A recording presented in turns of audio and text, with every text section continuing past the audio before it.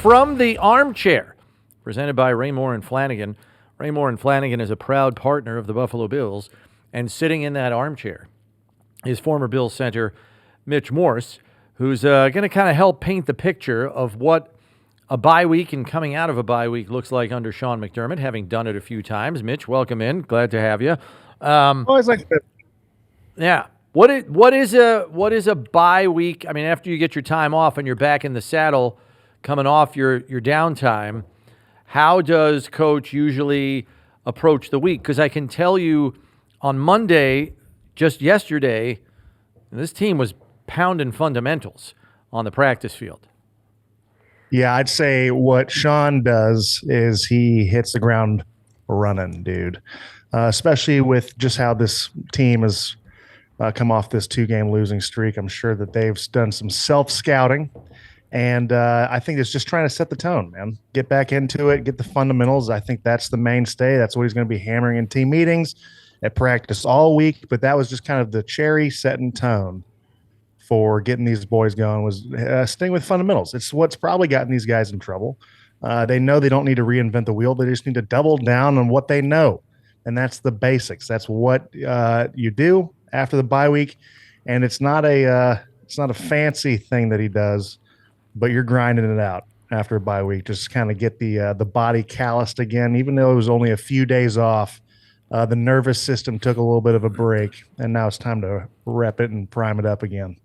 What do you think? I mean, you've watched just like we have, been 6 games. What do you see from this team that, might need to be adjusted rather than just doubling down on getting back to fundamentals? What do you think they need to address, if anything, address? Yeah, that's a great question. I think it's easy for us to sit here and nitpick, right? Especially if we're not in the building, if we're not in those meetings and privy to those conversations. I think what they do need to work on and fix is just working on those fundamentals, man. Hand placement, footwork, getting the little stuff right, because they have conceptually, they know the ins and outs of every play. And maybe it's just accentuating the good stuff that we've seen and just kind of tightening up those little things. Like for me, what it comes down to, if I'm a defensive guy, right? Like it's those violent initial hands on the defensive line. It's eye discipline as a DB and a linebacker. And then as an offensive lineman, it's still hand placement first, that first step, getting your body in good relative position, receivers being in timing and routes and all this good stuff. So I would just not reinvent the wheel. Keep the main thing the main thing. And that's, these guys know how to play football. They know how to play it at a high level. So just double down on what you know works, man.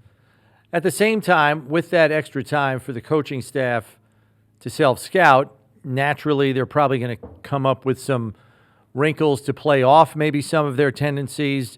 If opponents have studied those and might get lured into thinking this is coming based on a formation or a pre-snap motion, and then you hit them with something else. To what degree do you remember, Mitch, seeing some of those subtle changes within scheme as tendency breakers that you utilized coming out of the bye?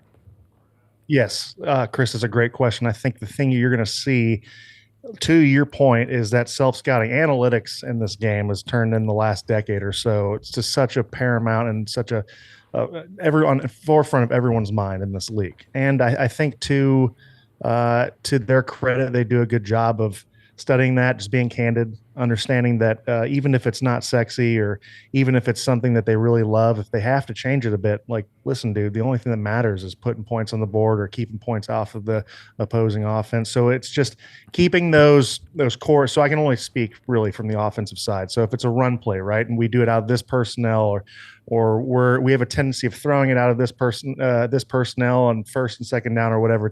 It's marrying different things and different stuff with the same concepts in these runs. And then that way it's an extra wrinkle. Sometimes the players don't even really recognize it. It's just so subtle, and it just keeps the defense, because they're self-scouting themselves every week as the opposing team, and they're scouting you. So it's just giving them something a little bit to think about and maybe making it just a split second of a decision, just the timing on the defense in regards to what they're seeing. And that is, it's a game of inches and a game of seconds in this league. And if you give yourself any bit of competitive advantage, it's a huge benefit. So we're just past the quarter pole in the season, almost getting to halfway. But it's become an axiom in the NFL. You coach your scheme, your play call is both on both sides of the ball as to what your players can do best. You want them to play to their strengths. And by doing so, when teams start to know you as well as you know yourself, do you run the risk of becoming predictable because you only have this guy doing this because that's what he does best? You only have this group on the field because they do this best, and then becomes predictable. And how do you fight against that? But by the same token, when they do what they do best, they're hard to stop anyway, right? I mean, that's what you do. That's the name of the game, right? Without a doubt. Steve, you're walking on the edge of a chef's knife here, right? Because to your point, dude, what you do what works. You do what you're great at, and you accentuate those things. But also, like for example, the last game, right? I would say that this team for the first 5 weeks was an outside zone team. You cut it back on the backside, boom. You have these chunk yardages. James Cook uses his eyes and his patience and hits the hole wherever it's deemed applicable, right? But then you see the Patriots kind of really overloading that backside and that outside zone, really hammering the cutback lane. And it made it a little difficult. And then you see the guys versus the Falcons, when they did have success, they're running between the tackles. Something I hadn't really seen in Aaron Cromer or Joe Brady offense, but they were doing it well. So if they can keep doing that, it's going to open up what they're good at. And if they can kind of work on the ins and outs of these duos, these inside zones, these gap schemes, it's going to work out pretty well for them, and then open up, to your point, the stuff that they're very, very good at. I'm curious what the vibe's like in a locker room when this could apply to any week, but in this particular week, coming off the bye, they knew they were getting two defensive players back in Michael Hoyt and Ogunjobi, who come off of suspension. And there's a chance here with Maxwell Hairston starting to finally practice again this week that they'll get him back into the fold. What do those additions back into the room and, more importantly, the lineup do for the juice of a football team that's still trying to put some pieces together on the defensive side of the ball, due mainly to injury?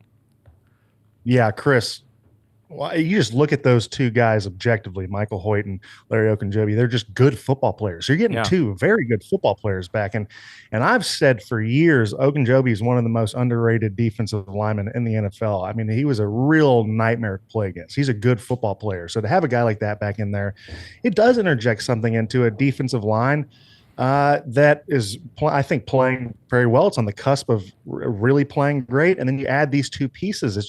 It gives you an opportunity to mix and match. It interjects a little more energy into the rotation, a little more juice in practice. Yeah, you get new faces. It breaks up the monotony, of course, just from the outside looking in. But also you get just really good football players. And then we see Maxwell Harrison for the first time, possibly here in the next few weeks.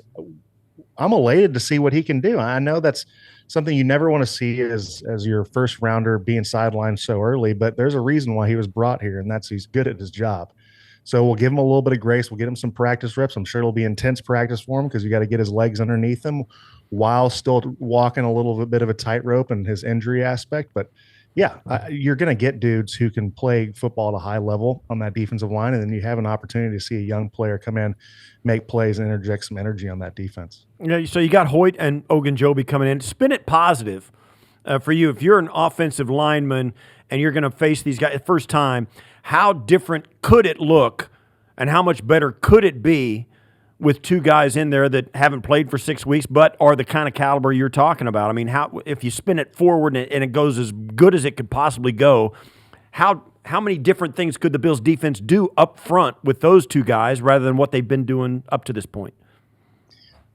Steve, that's a great question. It's kind of going back to the question a few questions back, which is you don't want to totally reinvent the wheel with this whole thing. We know what this defense's DNA is, what they are comfortable doing. It definitely adds more pieces in the rotation for getting guys breaks, getting guys their wind back, I think, and especially on that defense and the way that this defensive line runs. You're playing the pass to the run, and these guys are exceptional first steps. Ogunjobi is a very good explosive player with extremely quick feet and explosive hands. You get him implemented, and I think even you get into third downs, right?